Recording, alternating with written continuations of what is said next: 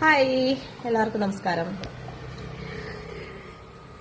എൻ്റെ ദൈവമേ, കഴിഞ്ഞ ദിവസം നമ്മളെല്ലാവരും കണ്ടുകൊണ്ടിരിക്കുന്ന ഒരു ഫോട്ടോ, വീഡിയോ അല്ലെങ്കിൽ വാർത്തയാണ്. 1.5 വയസ്സുകാരനായ ഒരു കുഞ്ഞിനെ നെടുമങ്ങാട് ഒരു അമ്മയും രണ്ടാനച്ഛനും ചേർന്ന് വളരെ ക്രൂരമായിട്ട് കൊന്നത്. അതിനെ ക്രൂരമായിട്ട് 1.5 വയസ്സുള്ള ഒരു കുഞ്ഞിനെ ഇത്രയും ക്രൂരമായിട്ട് കൊല്ലാൻ നോക്കിയ സ്റ്റെപ്പ് ഫാദർ എന്ന് വേണമെങ്കിൽ പറയാം. സ്റ്റെപ്പ് ഫാദർ ആഷിഖറിനും അതുപോലെ അമ്മയ്ക്കും ഒരു അവാർഡ് തന്നെ കൊടുക്കണം. ആ അമ്മയ്ക്ക് വേണം അവാർഡ് കൊടുക്കാൻ. അവൻ രണ്ടാനച്ഛൻ, അവന്റെ രക്തത്തിൽ പറഞ്ഞ കുഞ്ഞല്ല, അതുകൊണ്ട് അവൻ എന്തോ ആകാം. പക്ഷെ മനസാക്ഷി എന്ന് പറഞ്ഞൊരു സംഭവം ഉണ്ടല്ലോ. 1.5 വയസ്സുള്ള ഒരു കുഞ്ഞ് ആടെ ആയിക്കോട്ടെ, നമുക്കൊരു 1.5 വയസ്സുള്ള ഒരു കുഞ്ഞിനെ ഉപദ്രവിക്കണമെങ്കിൽ അതിന് മനസാക്ഷി എന്ന് പറഞ്ഞൊരു സാധനം വേണമല്ലോ. അത്രയും ക്രൂരമായിട്ട് ഉപദ്രവിച്ച അവനെ അവന്റെ ഉമ്മ കഴിഞ്ഞ ദിവസം കുറെ ഇന്റർവ്യൂ ചെയ്തതിന്റെ ഭാഗമായിട്ട് വീഡിയോ കണ്ടു.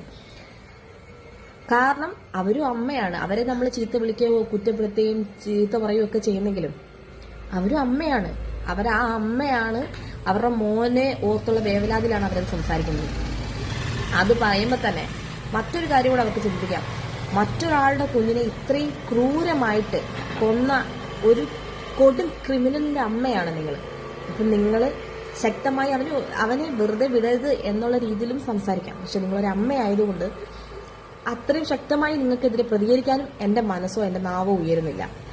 പക്ഷേ ഞാൻ ശക്തമായി പ്രതികരിക്കാനോ അല്ലെങ്കിൽ എനിക്ക് പറയാനുള്ളതും ആ പെറ്റമ്മ എന്ന് നിന്നെ വിളിക്കാൻ കൊള്ളോടി.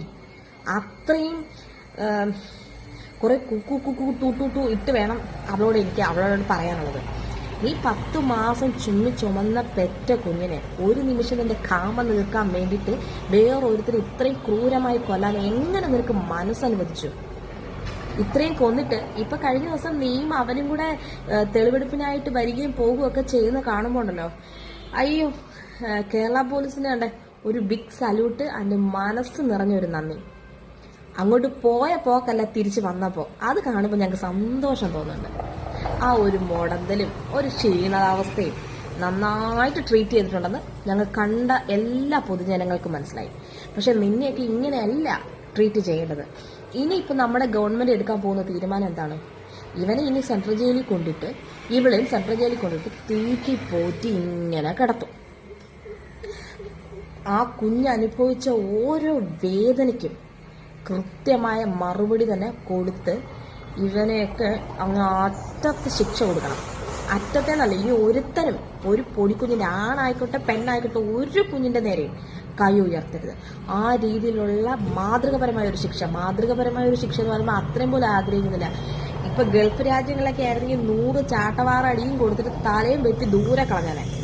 ആ ഒരു നിയമ നടപടി സത്യസന്ധമായി പറഞ്ഞാൽ നമ്മുടെ കേരളത്തിൽ നടപ്പിലാക്കാൻ ഒരുപാട് ഞാൻ ആഗ്രഹിക്കുന്നുണ്ട്. പക്ഷെ പല ജനാധിപത്യ ഭരണമായതുകൊണ്ട് തന്നെ പല കാര്യത്തിനും ഒരു റെസ്ട്രിക്ഷൻസ് ഉണ്ട്. എന്നിരുന്നാലും ഇവന്മാരെയൊക്കെ ശിക്ഷിക്കുന്നതിന് ഒരു റെസ്ട്രിക്ഷൻസിന്റെ ആവശ്യമില്ല. ഒരു നിയമ നടപടി നോക്കണ്ട. നിങ്ങൾ ജനങ്ങൾക്ക് വിട്ടുതാ, ഞങ്ങൾ ശിക്ഷ നടപ്പിലാക്കാം. ഇതേപോലുള്ള അവന്മാരെയൊന്നും ഒരിക്കലും തീറ്റിപ്പോറ്റി സെൻട്രൽ ജയിലിൽ സുരക്ഷിതമായി പോലീസുകാരെയും കാവൽ നിർത്തരുത് എന്ന് മാത്രമേ പറയുന്നുള്ളൂ. ആ കുഞ്ഞ് അനുഭവിച്ച അതേപോലെ അതിന്റെ ജീവിതം, അതിനൊരു തുറന്നൊന്ന് പറയാൻ പോലും അറിയാവോ ഇന്ന ആൾ ഉപദ്രവിച്ചത്. അതിനുശേഷം നാട്ടുകാരായ കുറേ പേര് വന്നിട്ട് മൈക്കിലൂടെ കിടന്ന് സംസാരിക്കുന്നുണ്ട്. അയ്യോ, ആ കുഞ്ഞിനെ അങ്ങനെ ഉപദ്രവിച്ച, ആ കുഞ്ഞിന്റെ വായി തുണി കെറ്റി ആ കുഞ്ഞിനെ ഇങ്ങനെ ഉപദ്രവിച്ച. നിങ്ങളൊക്കെ എന്തൊരു അവന്മാരാ! ഇങ്ങനെ ഉപദ്രവിച്ചെന്ന് നിങ്ങൾ കാണുമ്പോൾ കേൾക്കുമ്പോൾ നിങ്ങൾ എന്തുകൊണ്ട് പ്രതികരിച്ചില്ല? ആ കുഞ്ഞ് മരിച്ചതിന് ശേഷം, ഇത്ര അനുഭവിച്ചതിന് ശേഷം വന്ന് മീഡിയയുടെ മുമ്പിൽ വന്ന് കഥാപ്രസംഗം നടത്തിയിട്ട് കാര്യമില്ല. നിങ്ങൾ ആ കുഞ്ഞ് അനുഭവിക്കുന്ന സമയത്ത് തന്നെ ഒരു ചൈൽഡ് ലൈനിൽ ഒരു ഇൻഫർമേഷൻ കൊടുത്താൽ മതിയല്ലോ. അത്രയും പോലും ചിന്തിക്കാനുള്ള വിവരമില്ലാത്ത ആൾക്കാരൊന്നും അല്ലല്ലോ അവിടെ ഉള്ളത്. ചൈൽഡ് ലൈനിൽ ഒരു ഇൻഫർമേഷൻ കൊടുത്താൽ മതിയായിരുന്നല്ലോ. പോട്ടെ, ലോക്കൽ പോലീസ് സ്റ്റേഷനിൽ ഒരു ഇൻഫർമേഷൻ കൊടുത്താൽ മതിയായിരുന്നല്ലോ. ആ കുഞ്ഞിനെ സുരക്ഷിതമായിട്ട് അവർ കൊണ്ടുപോകത്തില്ലായിരുന്നോ? ഇത്ര ക്രൂരമായിട്ടൊരു കുഞ്ഞിനെ കൊന്നൊടുക്കാൻ നിങ്ങൾ നാട്ടുകാരും കൂടെ സപ്പോർട്ട് ചെയ്തെന്ന് വേണമെങ്കിൽ പറയാം. കാരണം നിങ്ങൾ ഇപ്പോഴല്ല ഇത് പ്രതികരിക്കേണ്ടത്, ഇങ്ങനെയല്ല നിങ്ങൾ പ്രതികരിക്കേണ്ടത്. ആ കുഞ്ഞിനെ ഉപദ്രവിക്കുന്നത് നിങ്ങൾ തിരിച്ചറിയുന്ന നിമിഷം തൊട്ടേ നിങ്ങൾ പ്രതികരിക്കണമായിരുന്നു ശക്തമായിട്ട്.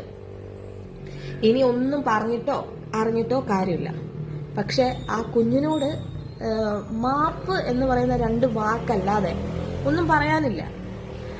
എനിക്ക് ആ പൊടിക്കുഞ്ഞിന്റെ മോൻ കാണുമ്പോൾ നെഞ്ച് നീറുവാണ്. ഈ വിഷയത്തെക്കുറിച്ച് സംസാരിക്കാൻ സത്യം പറഞ്ഞാൽ നമുക്ക് പോകുന്നുണ്ടായിരുന്നില്ല. ഈ വിഷയം അന്നേ വന്ന് നിങ്ങളുടെ മുമ്പിൽ സംസാരിക്കണമെന്ന് പ്രതികരിക്കണമെന്ന് തോന്നിയതാണ്. പക്ഷെ എൻ്റെ മനസ്സ് അനുവദിക്കുന്നുണ്ടായിരുന്നില്ല. കാരണം എൻ്റെ നാക്കും പൊങ്ങുന്നില്ല. എനിക്കതിന് ഒന്ന് തൊണ്ട ഇടറാതെ അതിനെക്കുറിച്ച് സംസാരിക്കാൻ പോലെ ആ കുഞ്ഞിൻ്റെ മുഖം കാണുമ്പോൾ ചങ്ക് പൊട്ടുക.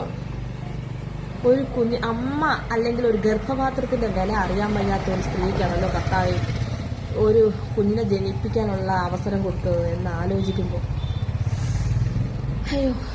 എന്ത് തന്നെയായാലും നമ്മുടെ നിയമം നമുക്ക് മനസ്സിന് സംതൃപ്തി വരുന്ന തരത്തിലുള്ള ഒരു ശിക്ഷ ഈ 2 ഭ്രാന്ത് കൂട്ടത്തിനും കൊടുക്കണമേ എന്ന് മാത്രം ഞാൻ ആഗ്രഹിക്കുന്നുള്ളൂ. ഇത്രയെങ്കിലും പ്രതികരിച്ചില്ലെങ്കിൽ ഒരു അമ്മ എന്ന നിലയിൽ ഞാൻ വെറും വേസ്റ്റായി പോകും.